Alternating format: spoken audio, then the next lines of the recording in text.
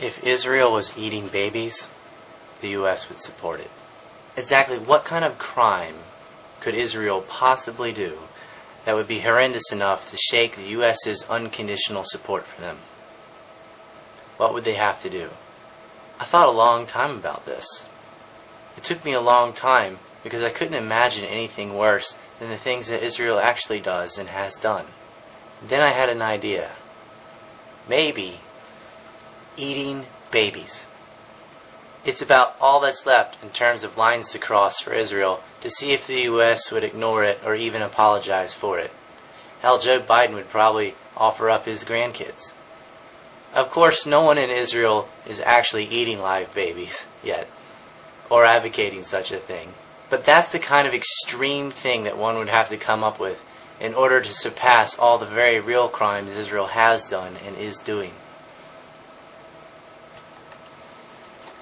Israel is so bad that practically anything you could imagine would still sound possible because they are already so twisted. I mean, how do you top poisoning unborn children with depleted uranium, or murdering the ethnically unwanted by radiation and telling them that it's for ringworm treatment? Radiation is a form of torture, radiation poisoning. It's a slow and agonizing death. Israel turns newborn babies into freak shows, something I can't show you on YouTube because they'll censor the video, but just type in depleted uranium babies into Google and click on images. But be prepared. Israel also has no problem putting a bomb or a bullet through a child. They have no problem starving people. They have no problem dumping chemical weapons on people or cluster bombs. They can shoot civilians at will, demolish homes, set up racial colonies. None of that seems to matter. So they can steal and murder with impunity, and that doesn't shake U.S. support. One could argue that killing indiscriminately infants and unborn children with radiation poisoning is actually worse, or at least equivalent to eating a baby. At least it's possible, after all, that an animal could kill a baby and eat it. But only a human could purposely cause birth defects from radioactive poison, which ultimately kills the baby for nothing. One thing you can count on, though, is that Joe Biden would stand behind either case, so long as it was Israel doing the killing. What else could be worse? Starvation? Well, that's not a problem. That's the whole point of Israel's blockade on Gaza. Something they're willing to murder people to protect. Murdering infants is not a problem. Israel does that all the time. In fact, they'll delay an ambulance at checkpoints and kill the child or the mother. Not a problem for them. Torture? That's something Israel does all the time. Organ harvesting? Check. Children's prison with sexual abuse scandals? They got that. Theft and genocide, chemical weapons, cluster bombs, MK-77? Check, check, check, and check. Shooting up schools and hospitals? Check. In fact, you can one-up that and say they just blow them up entirely. They've also blown up cities. Let's see what else. Brainwashing kids to sign bombs, that's not a problem. Murdering humanitarian aid workers, they'll do that. Not only will they do that, but they'll blame the victims. And they'll claim defense. You see, in Israel's twisted world, bringing food to starving people is terrorism. And yet murdering people trapped on a boat and kidnapping the rest of them, confiscating their cameras and holding them in jail and forcing them to sign papers saying that they can't sue, and beating the crap out of several others after they've been handcuffed and arrested is defense. Yeah, that's all defense. Bringing food is terrorism.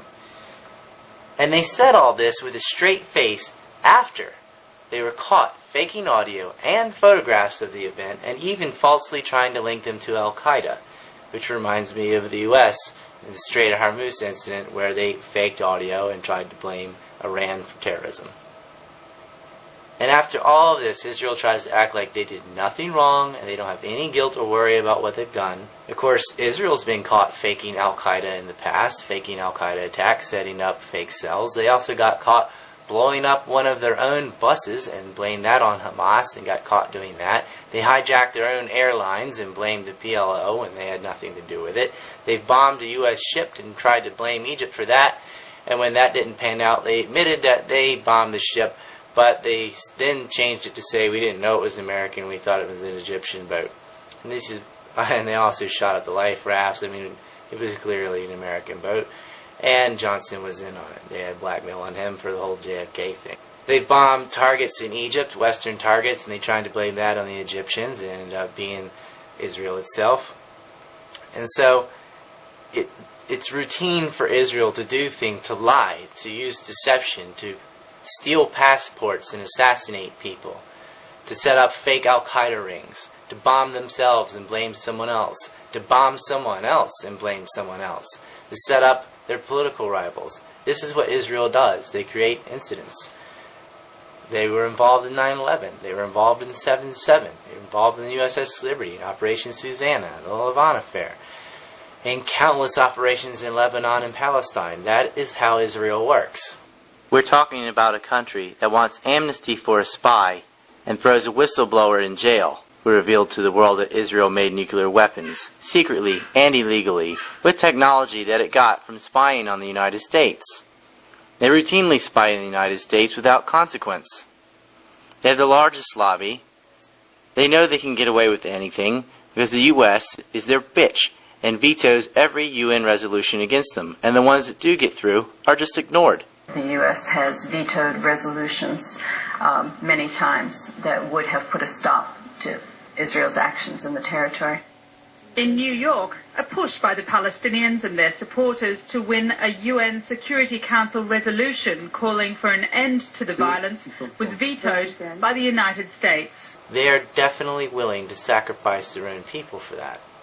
And they're more than willing to sacrifice Americans. So exactly what kind of exaggeration could you say that Israel could compare to the things they've really done? You can't even make things up worse than what they really do. Israel is hell on earth. They've created a massive outdoor prison. You're talking about millions of refugees, tens of thousands of people who have been murdered. They set up checkpoints. They demolish houses. They shoot children. They poison babies. They assassinate people. They drop cluster bombs on civilians.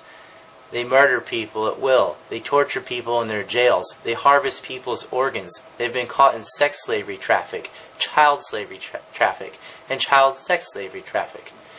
Their prime minister is up for war crimes.